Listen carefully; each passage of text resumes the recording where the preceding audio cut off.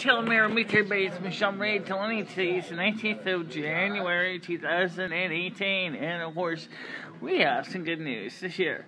Last night's live stream was an excellent one. In fact, it was so excellent that we're going to have another one tonight. But we're not going to be doing it on Twitch, because I only had one person on Twitch, and they didn't stick around long. And I couldn't even find the stream after it was on Twitch. I guess they don't save your streams on Twitch by default, so I'm gonna have to work on that.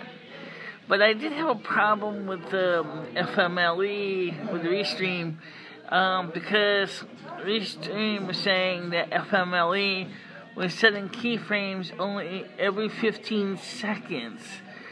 So we were losing half of our frame rate. Ooh. Well, that's probably because we had so much going on the computer at the same time.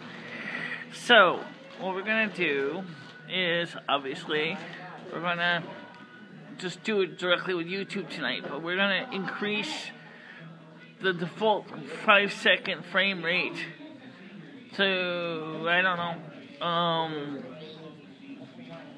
what's it called? Keyframes, actually. So I'm going to say go from 5 seconds.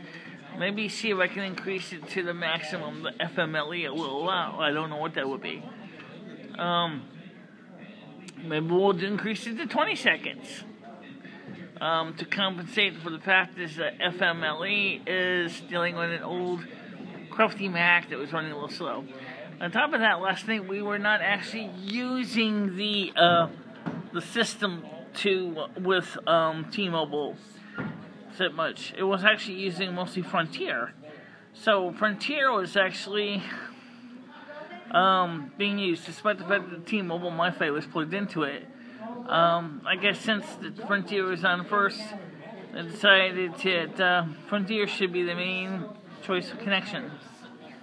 Oh gee, you know, I don't know how you can change that, and the number of configuration tools that certain sites should be using one or the other interfaces, but it was just good anyway, considering the Restream IO is not actually one of the binge on supported services, and neither is Twitch.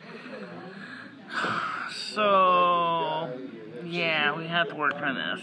Okay, we will work on this. But if you guys have any comments, ideas, suggestions, besides the obvious one is, get yourself a better machine with faster processor and better front-side bus.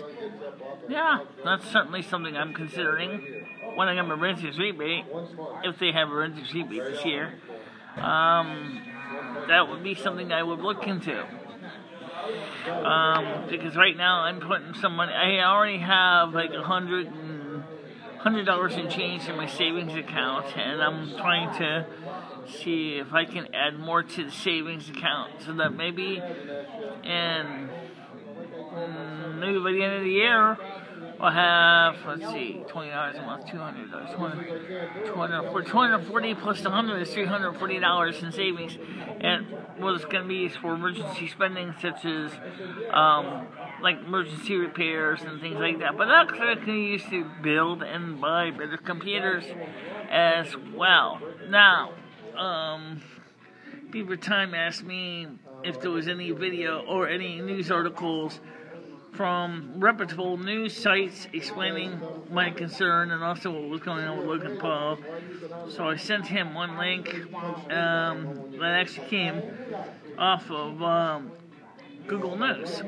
So I hope that will help answer his questions. So today we're going to be doing another live stream, and me and Lemmy are both excited about it, because last night was really well. It went fine, had a good time, and that was the main thing. Is it going to be a 3-hour one? No. Last night's a 2-hour, yes, but it wasn't quite 2 hours, but it was pretty close. So I think it'll be great to see another live stream tonight. And by the way, does the Cam Twist software work as good as an actual physical video switching processor? Well, there is advantages of things that are in hardware, and there are advantages of things that are in software. And in the case of software, it means you don't have to worry about using up your I/O. You know what I'm saying? I/O, let's go. Yeah. Okay, so it means that you don't have to use up all your I/O.